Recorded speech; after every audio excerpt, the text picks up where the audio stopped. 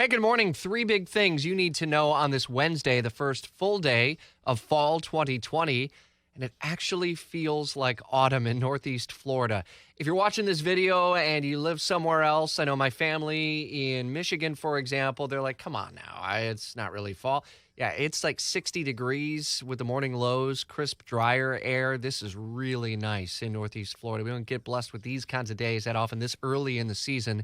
Mike Burrish is tracking temps pleasantly warm in the low 80s today. Not a bad night for Wednesday night. And then into Thursday, we start to feel a gradual warming trend, and the humidity is going to return as well.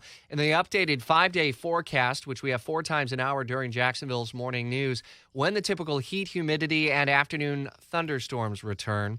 And heads up, that may be around as early as Thursday night for either the President Trump rally at Cecil Airport on the west side or the Jaguars game happening downtown at TIAA Bank Field. Remember, that's an 8:20 kickoff on Fox 30.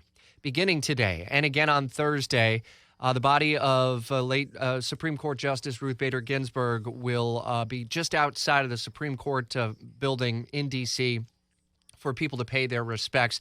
She'll be the first woman to lie in state in the United States Capitol on Friday.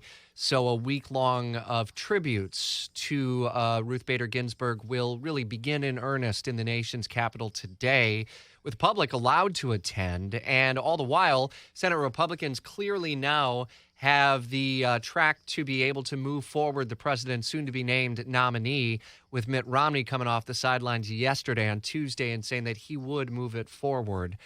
We should hear the president's pick Saturday, he said, sometime around 5 o'clock or so. We'll have live coverage on the radio. You can follow along in the WOKV app. And our top local story this morning, you may not always pay attention to the Jacksonville City budget machinations every year, but amid all the calls nationwide to defund the police and the people's budget that was put out not long ago by the Jacksonville Community Action Coalition and other grassroots organizations calling for reinvestment of your tax dollars. Ultimately, Jacksonville City Council approving 17-2 the city budget at about $1.34 billion, some 37% of that going directly to fund the Jacksonville Sheriff's Office budget, which is around $484 million.